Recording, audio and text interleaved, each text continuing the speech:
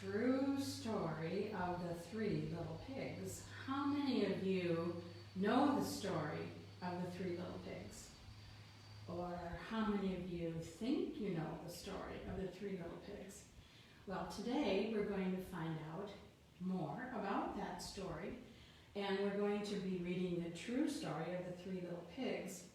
And it is written by Scieszka and illustrated by Lane Smith.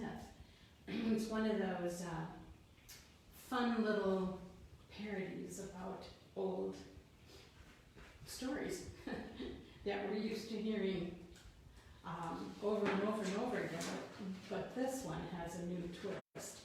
So my camera people, my helpers, are both gone. They're on vacation visiting Mark and Grandma in Michigan. They won't be here for 2 weeks, so I'm handling this by myself. And it may look different, it may sound different, it may not work at all, but we'll give it a shot. So here we go, the real story of the three little pigs.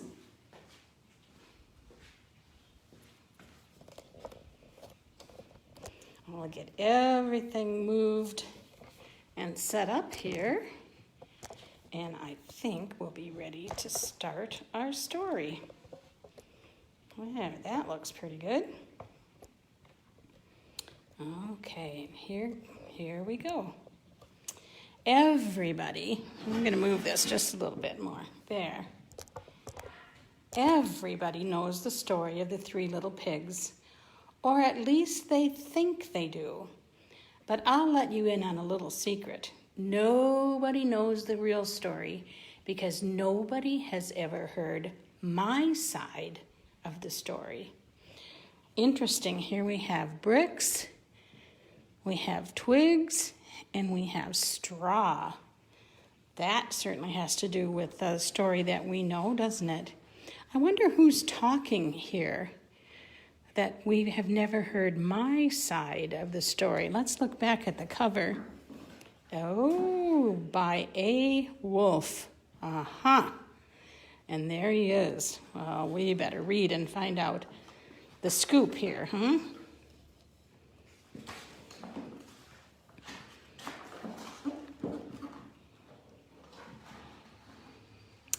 Ha, I'm the wolf, Alexander T. Wolf. You can call me Al. I don't know how this whole big bad wolf thing got started, but it's all wrong. Maybe it's because of our diet. Hey, it's not my fault wolves eat cute little animals like bunnies and sheep and pigs. That's just the way we are. If cheeseburgers were cute, folks would probably think you were big and bad too. Huh, so there. But, like I was saying, this whole big bad wolf thing is all wrong.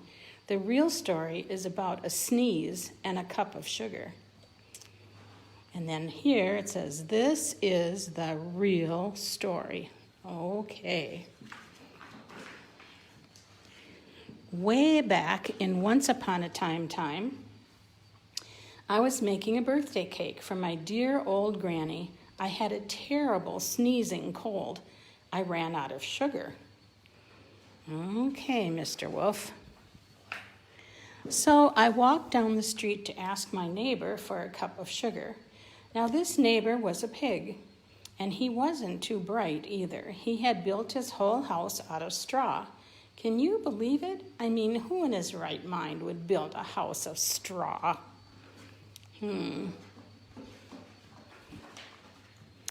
So, of course, the minute I looked in the door, it fell right through, knocked on the door, it fell right in. I didn't want to just walk into someone else's house, so I called, little pig, are you in? No answer. I was just about to go home without the cup of sugar for my dear old granny's birthday cake. Then my nose started to itch. I felt a sneeze coming on. Well, I huffed and I snuffed and I sneezed a great sneeze. Oh my goodness, look at that sneeze. I guess that was a great sneeze. There's a little pig with the curly tail. And you know what? That whole darn straw house fell down, and right in the middle of the pile of straw was the first little pig, dead as a doornail. He had been home the whole time.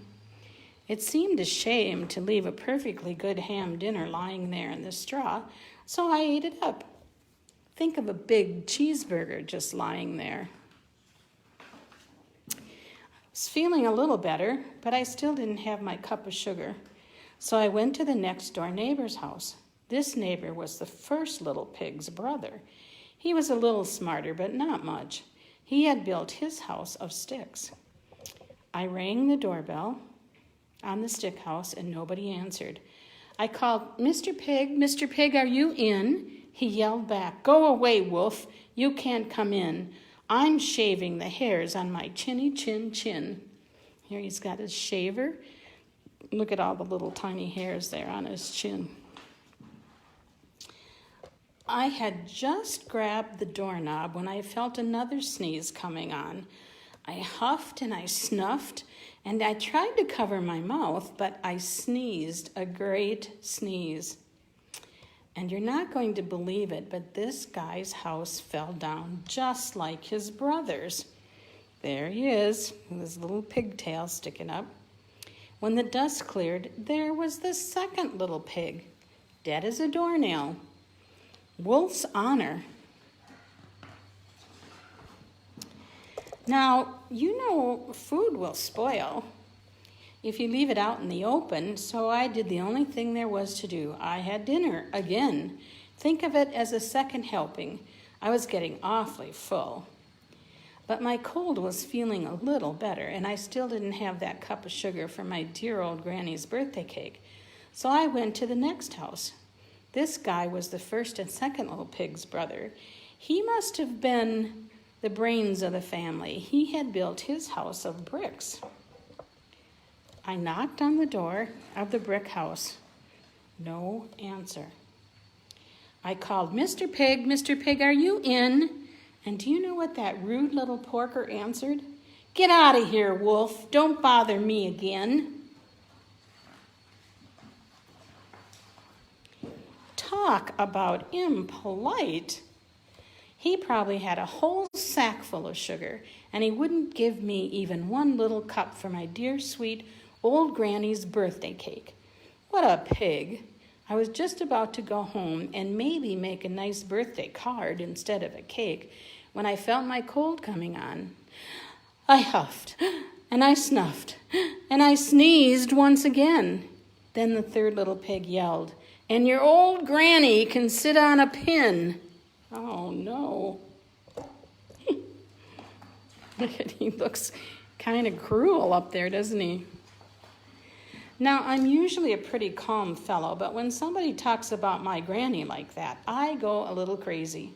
When the cops drove up, of course, I was trying to break down this pig's door, and the whole time I was huffing and puffing and sneezing and making a real scene. Here come the cops and the reporters. Oh, my gosh. And here's the poor wolf huffing and puffing and making a real scene. The rest of the story is history, as they say. And here's the headline in the paper, "Big Bad Wolf." The news reporters found out about the two pigs I'd had for dinner.